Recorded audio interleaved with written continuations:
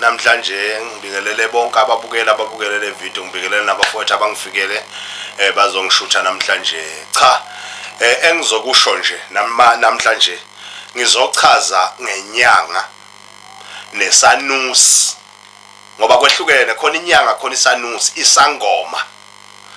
Ukuthi kuhluke ngani isangoma nenyanga. Inyanga ke umuntu ongathwasile, ongayanga ukuyongena ephehlweni, ongabhuli.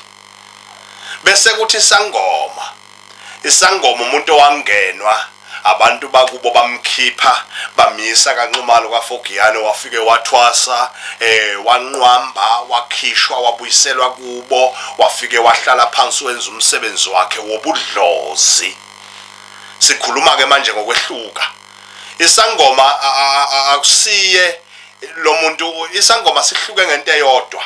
Isangoma sigaba ubuhlalo, sifaka ibovu, sihiza amabhayi. Bese kuthi inyanga ngeke uyifice nobuhlalo, noma ibufakile kuba yilobo bodwa nje bokuthi uphawu, ngoba kufuna ube nophawu lwakho mawuhamba. Ngisho ukuthi ke kufuna sikwehlukanise lokho, nikwazi ukuthi yini isangoma. Isangoma masingene emakhosini siyakhulekela, sishaya izandla, thokozani bogogo sesifikile, yimi usibanibani ingane yenu eyabanje niyazi ke ninazangoma. Bese kuthi inyanga mayingena nje ihlala phansi ithatha uphondo lwayo, bese ethi hayi kunjalo madoda, kunjalo bosibanibani, anivuke nikhulume naye le ndoda ifikile.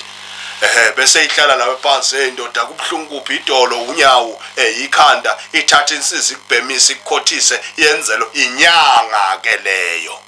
Leni nesenikushintsha manje nithi inyanga umthakathi. Cha, zazi khona inyanga, mina wayekhona umkhulu uphepha lapha ephephela suka ngomoya, wayenyanga nje ngiyamazi. Kwakuthi uma sekukhula umuntu asukume abasumgxoba lomlilo kulunga izinto.